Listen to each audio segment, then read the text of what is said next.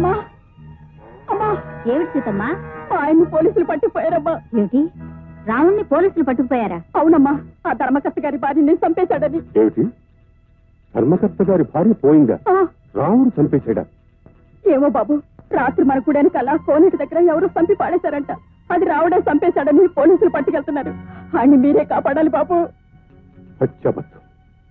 రాత్రంతా రాముడు నా కళ్ళకితే ఉన్నాడు. నేను కథ చెప్తున్నంతసేపు అభిమన్యుని ఒళ్ళో పెట్టు కూర్చున్నాడు. అభిమన్యుని వాడే ఎత్తుకుని ఇంటికి తీసుకొచ్చాడు. వాడితో పాటు ఇక్కడే పడుకున్నాడు. పొద్దున్న లేచి ఇక్కడి నుంచి వెళ్ళాడు. ఈ మాటే చెప్పాను బాబు, ఎంత చెప్పినా పోలీసు వాళ్ళు వింటలేదు.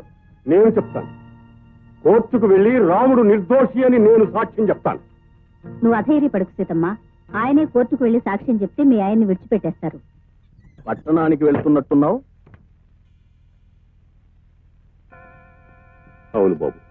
సరాసరి కోర్టుకే వెళ్తున్నట్టున్నావు? అవును బాబు.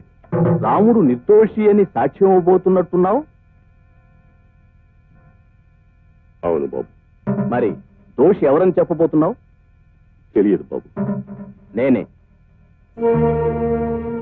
అబద్ధం అనుకుంటున్నావా?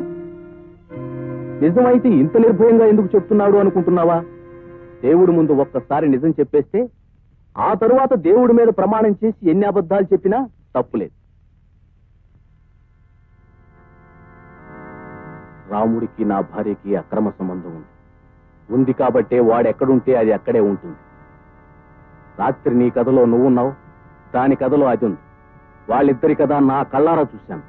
అందుకే ఇక్కడ నీ కథ జరుగుతుండగానే అక్కడ దాని కథ ముగించేశాను. ఈ కథ ముగింపు రాముడి మీదకి తిప్పాను. రాముణ్ణి కూడా నా కథ నుండి తొలగించాను.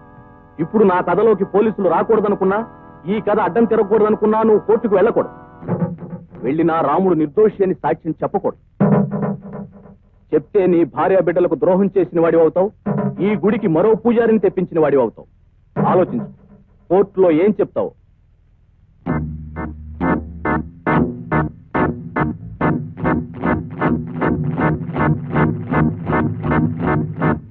దేవుని మీద ప్రమాణం చేసి అంతా నిజమే చెప్తాను, అబద్ధం చెప్పను.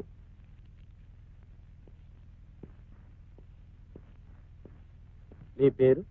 శివయ్య. హత్య గావించబడ్డ ధర్మకర్త రామలింగేశ్వరరావు గారి భార్యను మీరు చివరిసారిగా ఎప్పుడు చూశారు? ఆమె చనిపోయిన రోజు సాయంత్రం. ఎక్కడ? గుడిలో. నేను కథాకాలక్షేపం చేస్తూ ఉండగా చూశాను.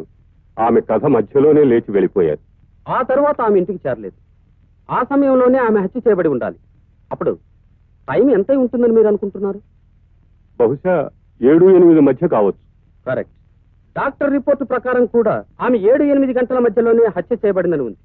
ఈ హత్య మీకు అతి సన్నిహితుడు, మీ ఇంటి పనులు చూసి పెట్టే రాముడు అనే యువకుడు చేశాడని, 1-2 సార్లు ఆమెను వెంటబడి వేధించాడని, ఆమె ఒంటరిగా లేచి వెళ్లడం చూసి ఆమెను అనుసరించి ఆమెను బలాత్కరించబోతే ఆమె తిరస్కరిస్తే ఆమె మీద ఉన్న కోపంతో కసితో ఆమెను హత్య చేశాడని అతనిపై అభియోగం. లేదు, అదంతా అబద్ధం. అలా జరగడానికి వీల్లేదు. ఆ సమయంలో రాముడు నా కళ్ళ ముందరే ఉన్నాడు. కథాకాలక్షేపం పూర్తయ్యే వరకు నాతోటే ఉన్నాడు.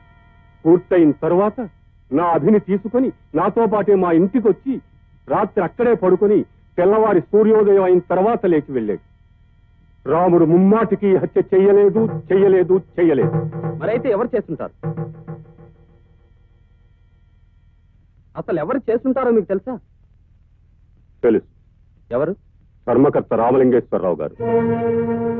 భర్త తన భార్యని తన చేతులతో హత్య చేశాడా? ఇంపాసిబుల్. తనే స్వయంగా చెప్పారు. ఒక నేరస్తుడు నేరం చేశానని కోర్టు ముందు చెప్పకుండా మీ ముందు చెప్పుకున్నాడా? నాకు భయపడి చెప్పలేదు, నన్ను భయపెట్టడానికి చెప్పాడు. నేను కోర్టుకొచ్చి సాక్ష్యం చెబితే నన్ను నా కుటుంబాన్ని సర్వనాశనం చేస్తానని బెదిరించి మరీ చెప్పాడు.